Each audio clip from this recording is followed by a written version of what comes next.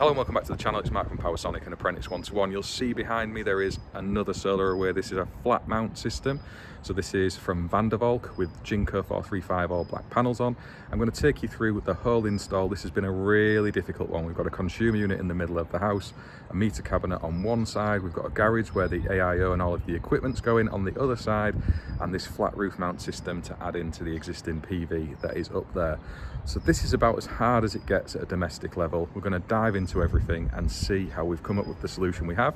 Two other contractors didn't quite make it, so we're pleased to get this one over the line for the customer. It's been 2 years in the making now. We've been ably assisted by Dan Bryant on this one, so that's Dan Sparky in training. If any of you are in the central to southern areas of England and you're looking for an electrician, Dan is seeking a job, so please do reach out to him either in the comments alongside this video or over on his Instagram account, which I will link in the description. Also to say, we have been using lots of tools to help on this one, and we've had great help from Super Rod with the Super Rod kit, the Gecko, the rod set, and also the cable tongue. We've been fishing cables from the centre of this house all the way through the landing under the bedroom floors and then out along this building into the garage. Without those things, we would have had to dig this place apart and some. We'll get some content of that mixed in with this video and explain some of those products. If you're not aware of them, well worth checking out. And as always, the test equipment from TIS, I'm going to cover that in this video as well. They've got some new products to market, well worth checking out. And the Proteus gear, as always, we use the Proteus distribution circuit protection devices. They'll be shared in the video as well. We've bought everything. It's not paid or sponsored, but they do all help us out with Apprentice 1-to-1, just the same as Elkay energy and switches with the MC4 connectors, which we're covering on this video again. And please do go off to the description and check all these things out. They are legitimately top draw, top quality bits of gear, well worth checking out. And although they are paying to help us with Apprentice 1-to-1, I buy every single component at normal market rates to use on our installs. So just to be honest about all of that at the forefront of this video. But without further ado, let's get straight to it and see how the install comes together and what we've been up to. So this is out at the garage and where everything is going to live largely. I'll show you around the install in full because it is quite a complex one, this one. But we've got our SPD up there, local consumer unit, which is going to do power for the garage. We've brought a feed down across to feed this. And there is also a cable brought over ready for an EV charge point that's going to be added in the future. But this consumer unit is going to run local power and lighting that's already in the garage. We're just going to tie it into the existing system. We've got a little emergency light there to help out if the power goes off, see what's going on. USB socket that's tied into that as well, so you've got a bit of local power if needed. Got our AC isolator, which is coming across currently to here. Built all this off-site in the warehouse, so I'm going to try and get a little video of us doing that and clip it in with all of this. Got our DC strings ready to go. They're wired into the DC isolator and the SPD's up there. The AIO itself is all wired in. You can see we've got our local rotary isolator for it, cabled off and into the AIO. It's just doing its commission right now, so fingers crossed that's going to go through okay. And then you can see we've got our data link cables on there. That's carrying the BMS link back to the gateway, or whatever it's called, trying to sound too clever myself there, and the LAN connection into it. And that's all that sat on there. We've sandwiched it on a bit of ply just to set it off the wall a little bit. We're not quite touching the floor at the bottom, so there's no moisture ingress. And really that was so we could build it off site, and this wall's a bit uneven, so mounting the concrete sheets to it was a bit tricky. You can see there's plenty of gaps here, typical new build. So that's that. If I spin you around, okay, so our DC cables, sorry, our AC cables and our data link cables enter this garage through the side roof. I'll show you up on the flat roof at the side, and I'm running along some tray. We've got a stripper tray here, stripper tray over the other side to carry the different systems, and then they all enter into the top of our trunking over on this wall. I'm not going to take a step back view because it is the customer's garage and I don't want to share any of their possessions and such, but they've been absolute superstars on this install. It is a really tricky one because the consumer unit's in the middle of the house, the supply's on the other side of the house from where we are now. There's going to be a flat roof solar system. I'll take you up on another video and show you all of that. I'll show you what we've done up there so far already on this one. But yeah, hopefully we get this commissioned so it's finished and online and we can start seeing how all of this comes together. I'll take you and have a look at the gateway and we'll go from there.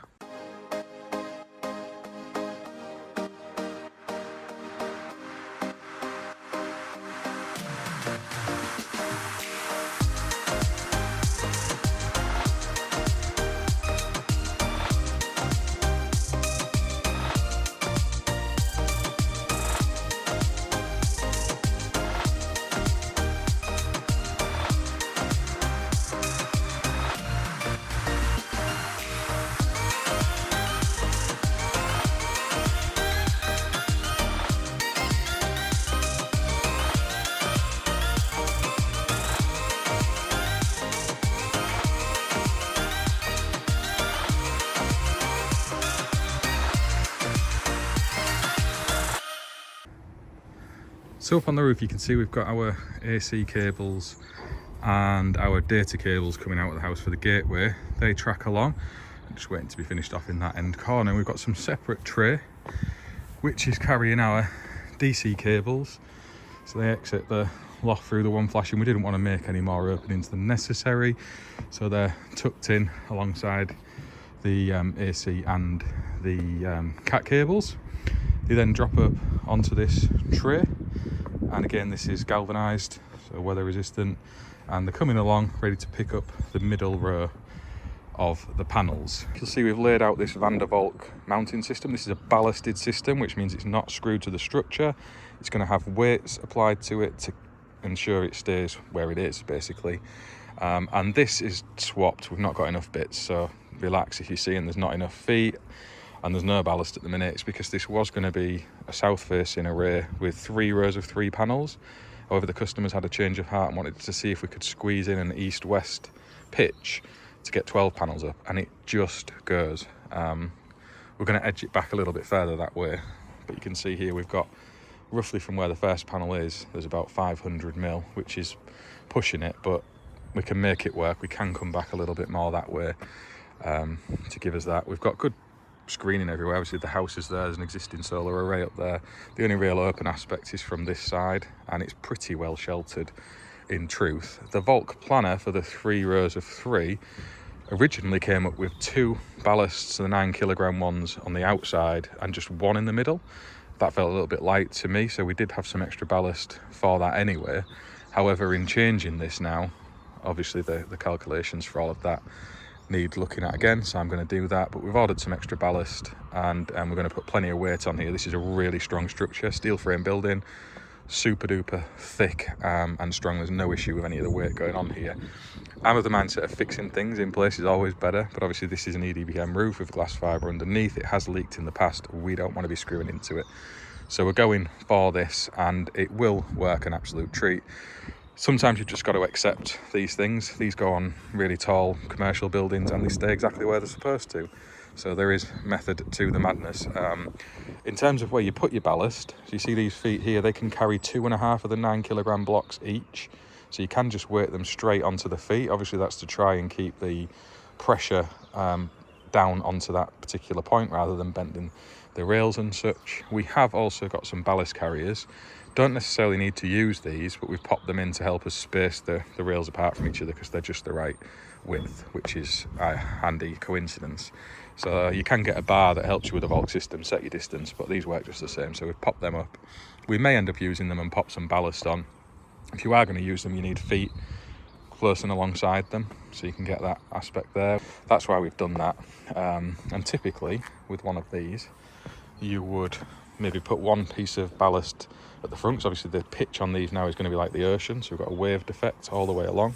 So you put one in at the front, maybe a couple on a foot that's at here. If you wanted another couple on here, again, one on there. These are going to have the taller ones again, so you could have a couple on one of these if you wanted, and then one at the back. The beauty of the ballast rails is you can put up to 10 blocks on there. These steel bars in themselves have a fair bit of weight to them. They're not like lightweight aluminium that you might be used to from the roofing rails if you've not worked with these before. The way these fasten together, you've got your usual hammerhead bolts that go in and on, and then you torque these down. I think it's 12 Newton meters, I have to check, to fasten your rails together. These feet just clip in, so you've got like spring-loaded clip that you push through from the bottom. That locks it in. These are just clipped in as well. There's no screw fastenings. There's a little catch in there if you can see it. If you push that down, this would then pull that way, so you could get it out. Once that's locked in and that's sprung up, you cannot get that out. It's fixed in place. And the same on the other ones as well. So you see in these little ones at the front, you've got the same thing. So the panels, again, you've got that 10-degree pitch which sits in across the two. If you're going for portrait, you can get the taller rear brackets to get your 10 degrees, still obviously longer panel. In that portrait orientation, you need a higher one at the back, if that makes any sense at all.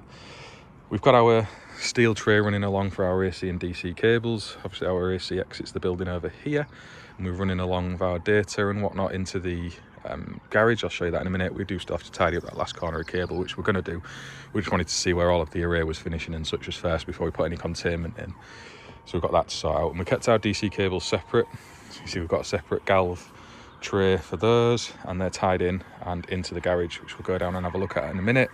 We've got our strings up into the middle here, and they're ready to go into their first couple of panels, and then we're going to ring around and connect our array up off that. So that's going to be 12 panels, an east-west split. Obviously they'll need optimizing, I'll show you that as we do it, and we'll just have a look at the connectors and talk about those as well. You can see the guys have popped the strings up already. I'm going to cover these ends over. So these are the Elkay ends. For those of you who haven't seen, these Elkay connectors are IP68. They have the interlock, so once these are connected you need a tool to separate them. The only connectors we use, the big failure points in DC cabled systems, are the MC4s and the DC isolators. So we're really careful with the components we use, and then where these connect into the first optimizers, obviously being an east-west array now, these are going to need to be optimized anyway. We swap those over to Elkay connectors on that first optimizer as well, to ensure we've got that mated connection.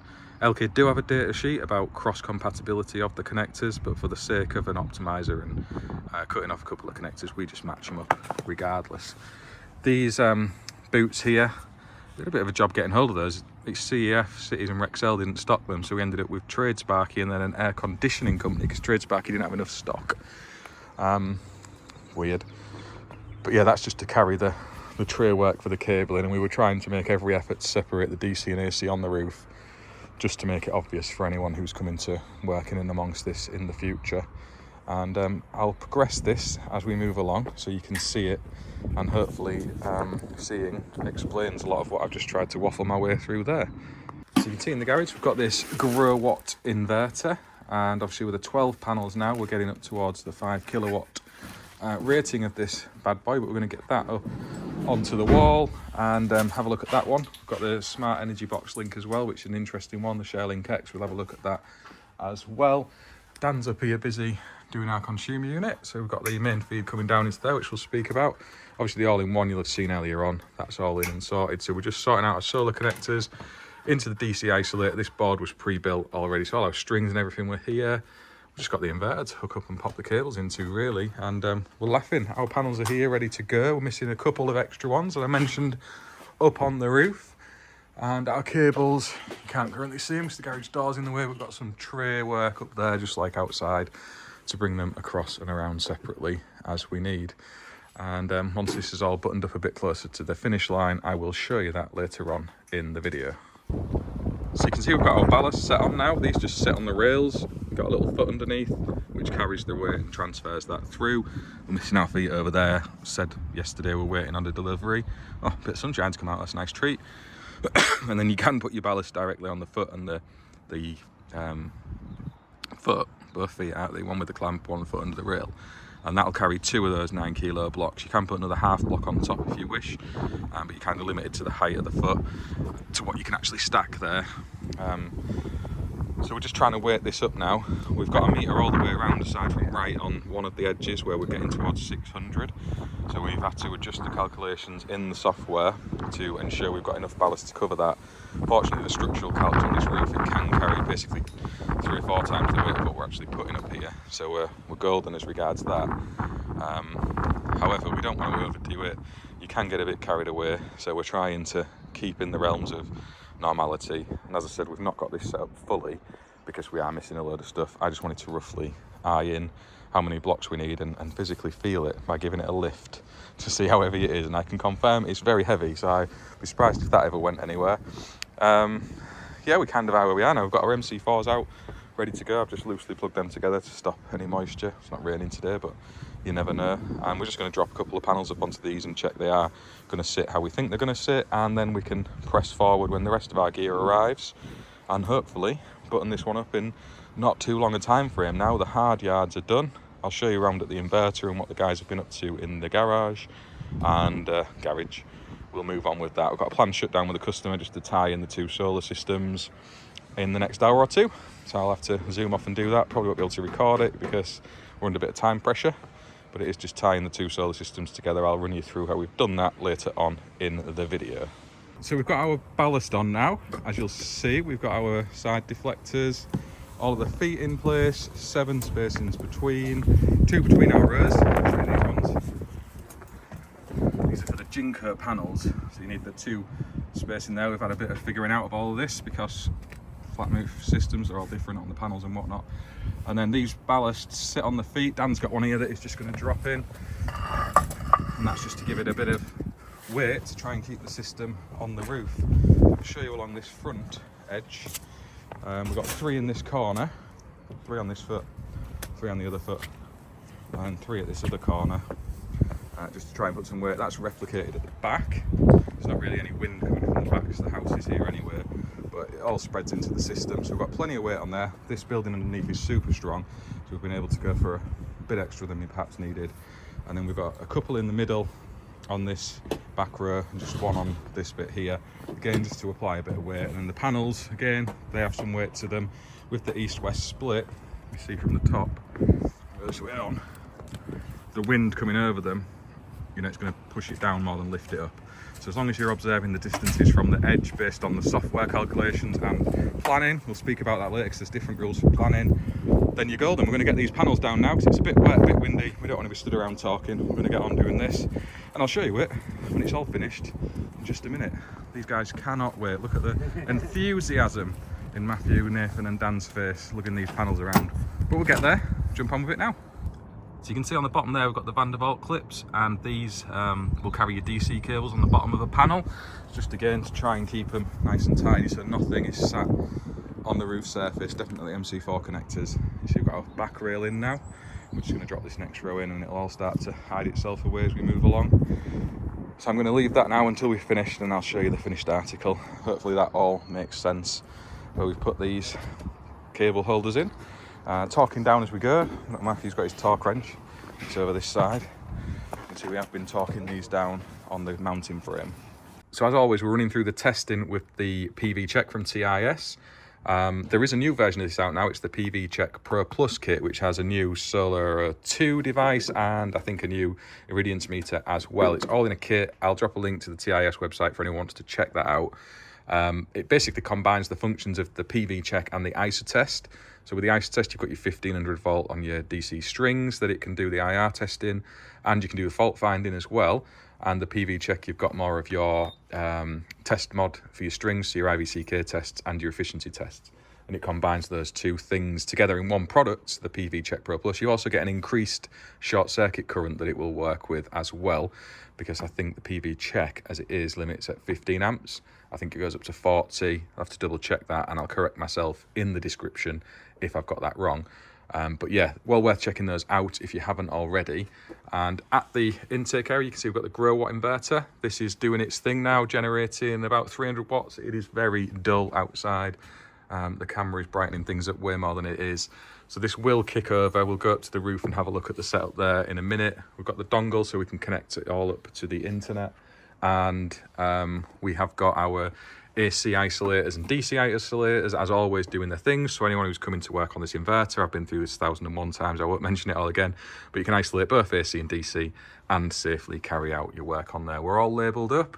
We've got our document holder, we've got the AIO and its isolator in place. We've got a small consumer unit for the garage, and if we kill the lights in here, you will see the emergency light activates, so we can get access to things, not in the dark.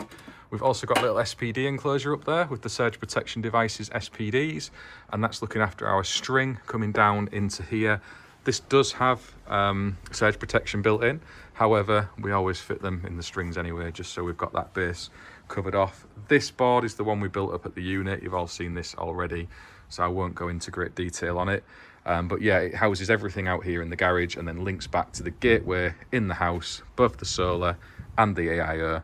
And we're all good to go on that. We'll jump up to the roof and have a little look up there as well. So you can see we've got our panels down and on now, and we've got these nicely spaced. There's over a metre at that side. I'll take you around to show you. We've got a metre at the back. Other side, we're about 600-700 off the front, but we've weighted this accordingly. So there is certain rules with planning in different parts of the UK. So you've got to check England, Wales, Scotland, Northern Ireland to make sure you're complying with those. And you also need to make sure you run the software calcs for the weighting that your system needs if it's ballasted, and your engineering calcs for the structure underneath to carry that. I've mentioned that a lot on this video. And we've done that with Volt Pro Plus on this one, so well worth a show. If you're not aware of that, go and play about with it. It's a fantastic piece of software. I'll link it in the description, not paid or sponsored. It's just good stuff. And these are the Jinko panels. These are 435 watt panels, and they have the Tiger optimizers underneath them, and they're going to output on this east-west orientation really well. We was originally going to go for a south-facing array, trying to squeeze 9 panels on there. Customer had a change of heart and wanted it to look nicer. It's basically the aesthetics of it, so they've gone for this east-west split, and the generation from these 12 panels should be pretty similar to the 9. You may get a bit more out of it. It's going to be close, I think, looking at the software. But yeah, we'll see. Proof in the pudding on that one. Was a bit of a shuffle around to make it happen in the time frame, but we got there. Extra components, thank you to Midsummer, Rexel and TradeSparky, who all came through for us with various different drops. And yeah, this is weighted down with ballast underneath, so we've got a ballast row at the front. I'll show you here, you can see there's ballast in there that runs all the way under the array, and we've got 3, 6, 9, 12 panels front, 12 ballasts front and back, and then some dotted around on the feet in the middle, which is slightly more than the software told us we would need, but we've put the extra in because we know we were okay for quite a bit more weight on this. So that wasn't an issue. It's a really solid, strong, steel-framed building with massive timbers in it, and the engineering calcs were off the scale for what we could actually mount up here, so we've got no issues with that. So rather than leave it short, we've put a few extra in, not too many, but we are where we are with that. All clamped down. Look in the business. I'll take you around the other side and we'll have a look at it from the other end. So as you can see at this end, we've got the nice bit of roof space here, so we're not near the edge, and we've got our feet to take the weight, so it gives you a good view of all these feet. We've got one at the front here, and then they drop the weight all the way along to one at the front at the other end, and they basically transfer the weight onto the roof covering. So you want plenty of these if you're putting a fair bit of ballast on, just to transfer that into the roof structure as evenly as possible. So you can see here we've got the ballast rails again. They poke out the end of these wind deflectors, which just cover over the ends to make it look a little bit nicer and tidy things up, and allow a bit of deflection of any wind blowing in. This end is the most open aspect. The rest of this is all really sheltered. As you can see, there's houses, trees, bushes, all sorts. There's not a lot of wind blowing in from anywhere else. So this was the end we were concerned with. Got our wind deflectors on. Get down to this height, you get a better view of it. And yeah, I think that looks really good. And that's the Vandervalk Pro Plus with the Jinko 435 panels, with the Tiger optimizers, and these are strung back to the grow watt inverter in the garage, which then outputs to the GivEnergy all-in-one to give us that whole home backup. And with the solar that's up on the roof, as you can see up there is an existing array. They have now got great flexibility in their generation and also the way that they can store and consume energy. Thank you for watching this particular video installing a very difficult AIO and flat roof solar system. We've been ably assisted by Dan. Yeah, as I said at the start of the video, you can find a link to his Instagram account if you want to go and get in touch with him. He is looking for a job in the Northampton area, is it? Yeah, Toaster, Northampton area. So please do reach out to Dan. He's a top worker. He's helped us out massively on this one. Hopefully he's found it interesting, learning a little bit about solar and getting some bad habits off Matthew and Nathan. They know all of them because they learned them from me. If you've got any questions in and around this solar install, please do drop them in below in the comments. If you're a consumer and you're looking towards getting solar PV, this is about as hard as it gets at a domestic level with a job we've had getting the AIO separate to the gateway in the centre of the house.